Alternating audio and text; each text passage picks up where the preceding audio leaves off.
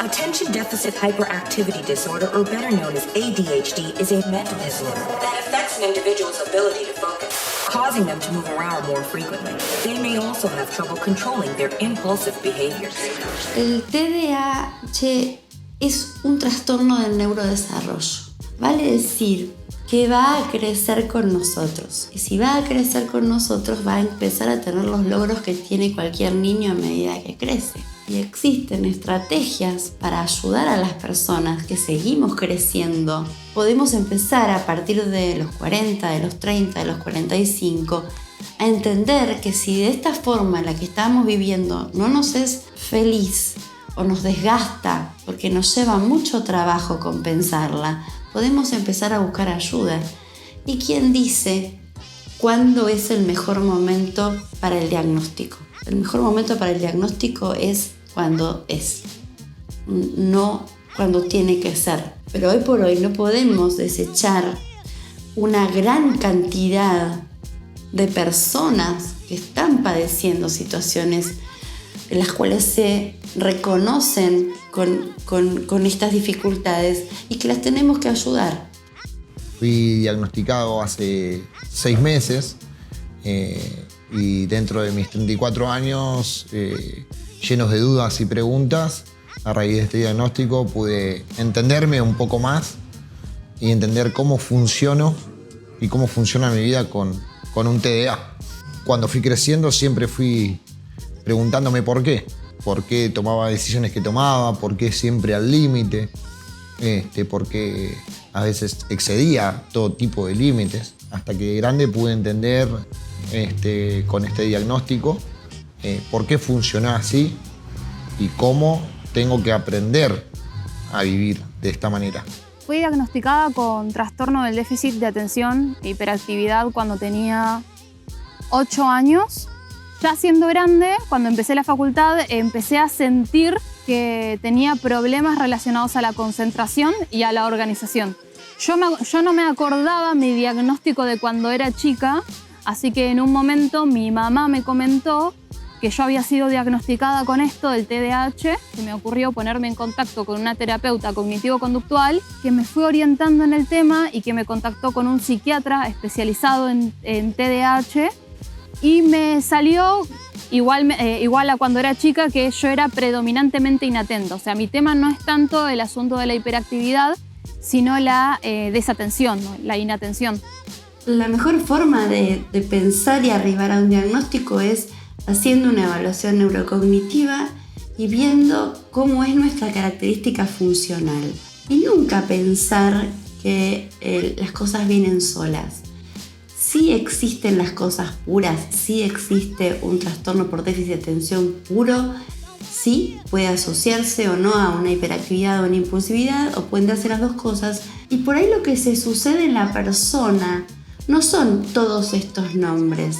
Tal vez en la persona lo que se sucede es el fracaso escolar, el fracaso con una pareja, el fracaso con un trabajo, el fracaso con un estudio, el sentir que no se puede, el sentir que leo un texto y empiezo siempre 2 párrafos antes de los que los dejé y me doy cuenta cuando lo voy leyendo que esto yo ya lo había leído, y el sentir que muchas veces se pierde como el control de lo que yo estoy haciendo y me vuelvo poco efectivo. Y las personas, cuando nos volvemos poco efectivas, sufrimos. El hecho de sentarme frente a la computadora y saber que lo tengo que hacer ahora sí o sí me pone muy nerviosa, me empieza a agarrar ataques de ansiedad, empiezo como a buscar cosas para como distraerme, y a la vez es como que me obligo a concentrarme y no puedo. O sea, realmente no puedo. Llega un mundo en el que no puedo más y me pongo muy nerviosa y me pongo a llorar. Me costaba mucho el tema del aprendizaje con la lectura, con la interpretación de las cosas. Por ahí yo veía algo y me doy cuenta enseguida cómo funciona todo, pero si lo tengo que leer se me complica un poco el tema de interpretarlo a través de la lectura. Tengo que tener las ganas de hacerlo, porque si lo agarro sin ganas no me puedo leer un manual así, que no lo entendí, por allá lo agarro en 2 minutos con ganas y lo leo o lo repaso brevemente y lo entendí todo y lo leí todo una vez y no lo entendí. Nos vamos a enfrentar a los distintos problemas de la vida, desde que somos chiquitos hasta que somos grandes. Las frustraciones del adulto o del adolescente son importantes de contemplar en lo que es la comorbilidad. Es decir, las comorbilidades son las cosas que aparecen cuando tenemos un trastorno o una afección. ¿Y alguien se puede deprimir? Sí.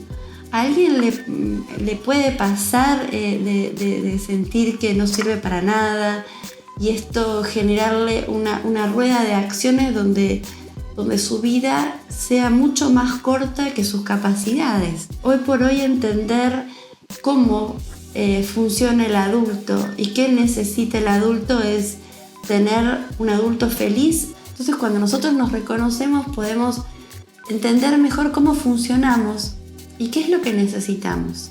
Y a veces lo que necesitamos se llama un espacio de terapia, a veces lo que necesitamos se llama intercambiar con otro que está en la misma condición y a veces lo que necesitamos es un remedio.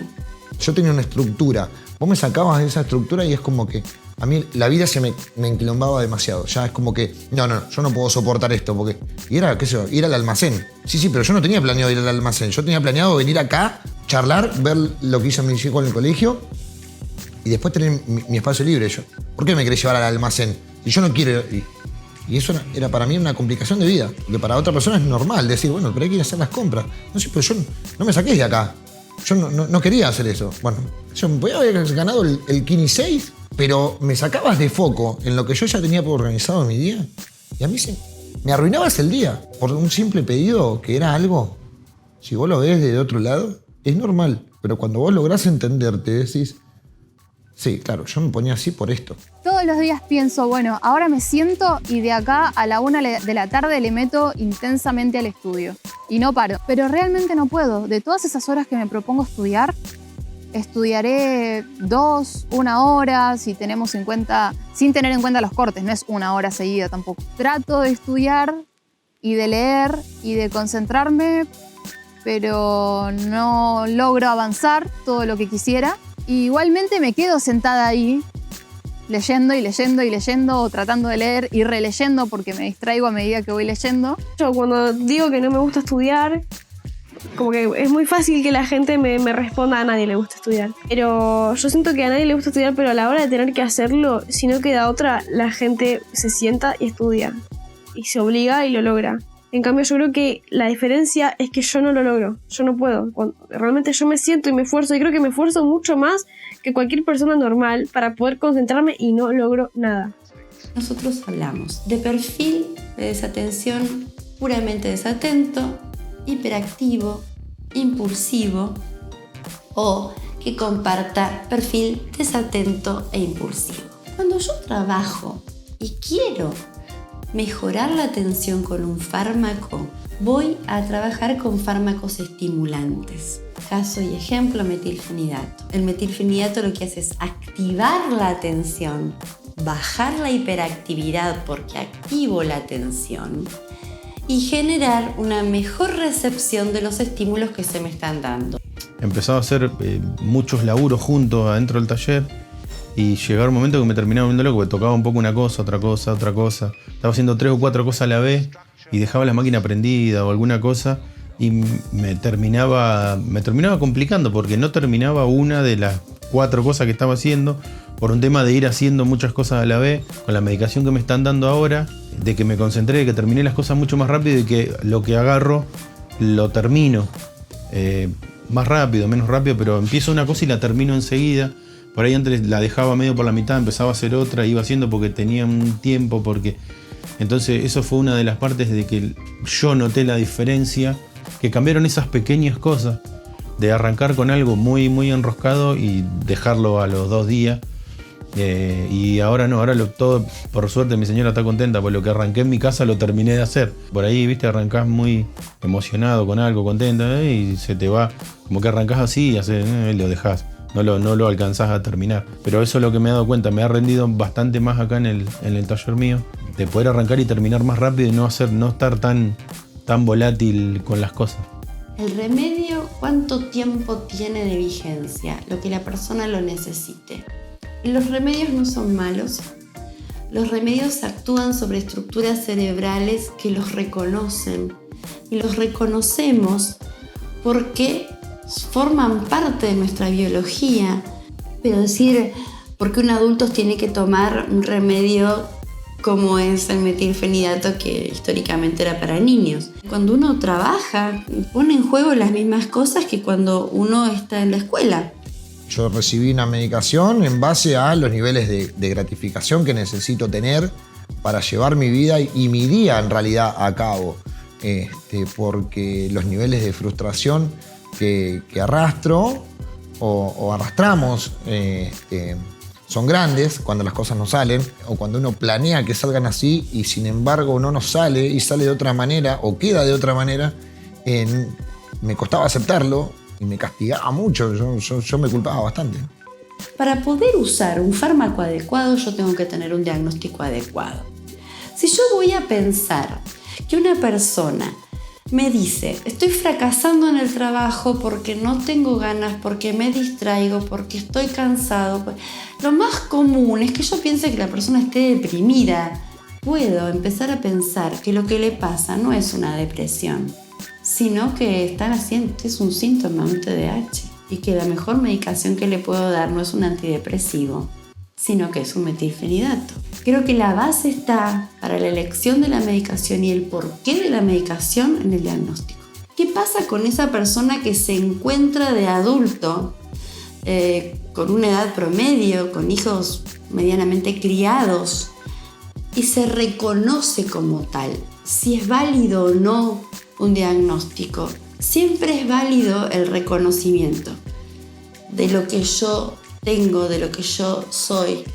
El diagnóstico es una herramienta válida porque está bueno tenerlo, porque vos decís, era esto lo que me pasaba. No es que yo era vaga o que no quería estudiar o que no quería hacer la tarea, sino que realmente me sentaba y no podía.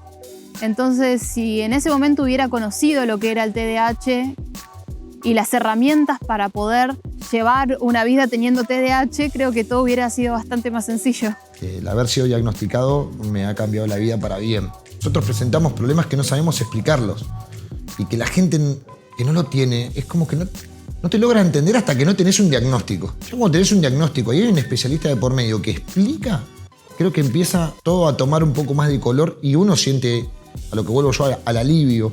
La mala prensa de la salud mental forma parte de los prejuicios que tenemos. ¿Por qué? Por esto que decimos, se olvida, pero se olvida a propósito. Y tuvo una experiencia de consumo de drogas, y sí, porque es un loco, porque no se puede frenar, pero no se da cuenta que si él se frena porque tuvo una buena educación, lo va a poder hacer. Y no lo puede hacer. Y sabe a lo mejor que no está bueno, o sabe que si vuelve a hacer lo que hizo una vez, puede caer en situaciones que le son riesgosas, como poner en juego su relación con sus hijos, con su mujer, con sus padres, pero no lo hacen a propósito, simplemente lo hacen porque impulsivamente no lo pueden frenar. Y probaba el alcohol, con el cigarrillo, y después llegué a las drogas. Era como sistemático, era como cantado que me iba a pasar eso. Y siempre te decían, cuidado con esto, cuidado con lo otro, y vos, como te decía hace un rato, no pasa nada. Y nunca entendía por qué. Y me culpé siempre. ¿Por qué elegí siempre por ir consumir a comprarle algo a mis hijos? O si bien a ellos nunca les faltaron nada, pero yo mi vida me la iba arruinando de a poco. Y cuando logré estar bien, que pude salir de toda esa porquería, me sentía realmente un hijo de puta lo que estaba haciendo.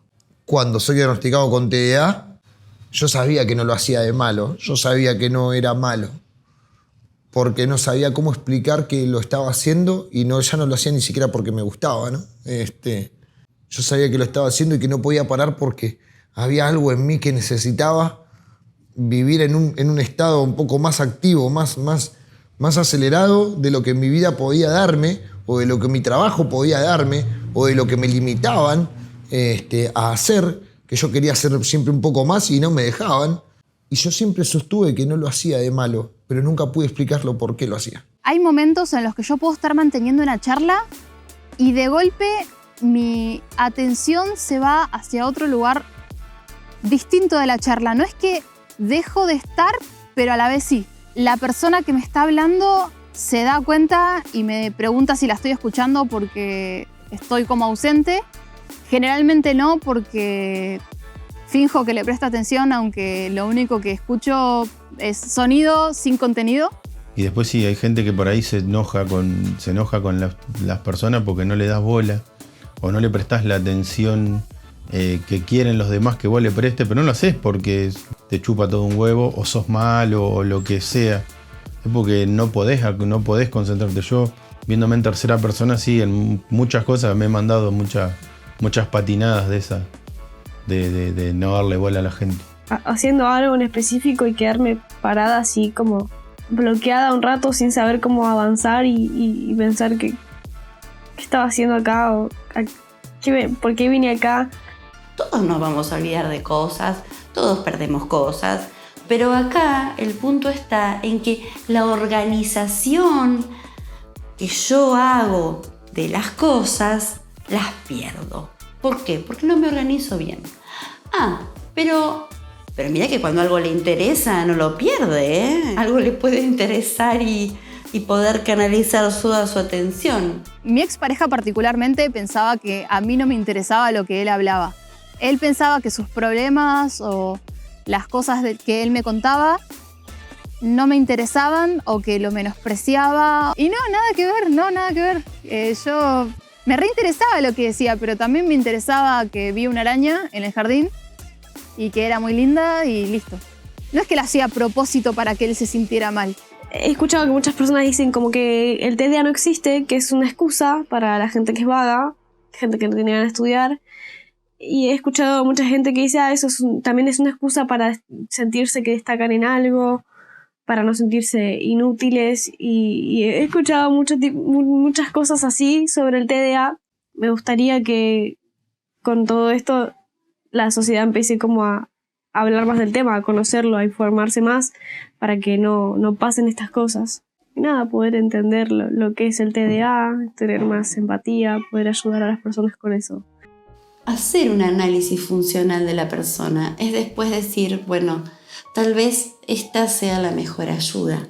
Tenemos que empezar a mirar a la persona libre de estos prejuicios y mirando que lo que le pasa no es meramente porque a todos nos pasa. Empecemos a pensar que cada uno es como es y es una individualidad única en el mundo.